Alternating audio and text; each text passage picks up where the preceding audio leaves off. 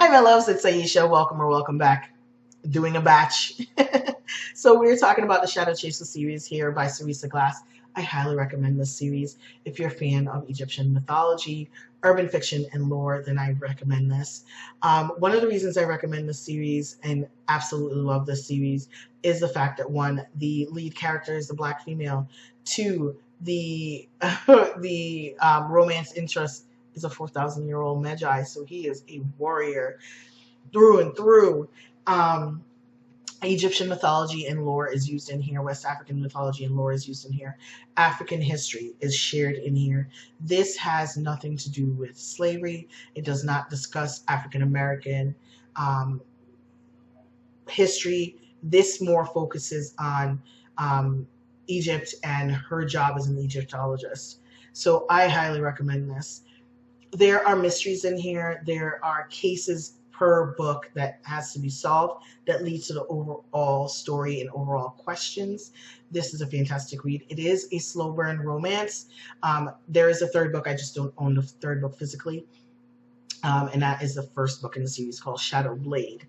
I'll put up a picture on this side or this side, whichever one. But I highly recommend this series. Now, if you are a fan, I would say this is definitely a series for you if you were a fan of shows like National Treasure or anything, the Indiana Jones, any of those stories. But those are all white men as lead characters. But any of those stories, or The Mummy, where the adventure is part of the story, but a little bit of romance in there as well. That's one. If you're a fan of L.A. Banks, this is definitely a series for you. She is blurbed this series, so I highly recommend it. If you're a fan of Buffy, and if you particularly love Bianca Lawson's Buffy, this is a series for you. Because I loved Buffy, but I loved Bianca Lawson in that, what was it, 2 episodes that she was in there.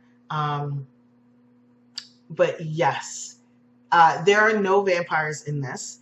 At least none like the traditional vampires.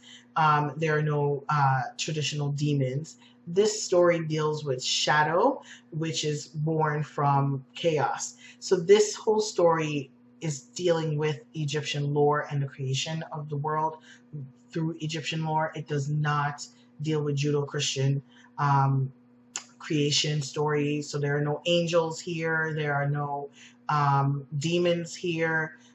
There are no that premise of Jesus, God, angels, Satan. That's not in here because those things don't exist in the Egyptian mythology and lore. They predate the rest of it. So you're not gonna rely on that if you're looking at something that's older than that. So I highly recommend the series for that. Anansi is in here. So West African lore is in here. I grew up on the stories of Brother Anansi and how the world came to be because of Anansi.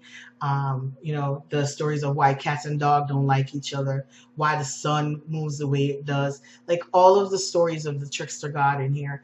One of my favorite lines Anansi keeps saying is like he taught Al Gore how to create the internet because the internet is webs. The interwebs, literally the trickster god and webs. I never thought of it like that, and as soon as I read that, I was like, of course he did.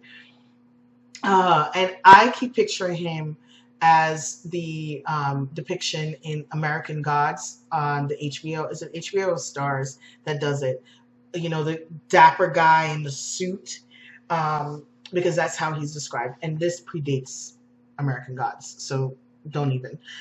So yeah, I even love that, like the depiction of him as a dapper, suave gentleman, well dressed, because clothes are webs woven.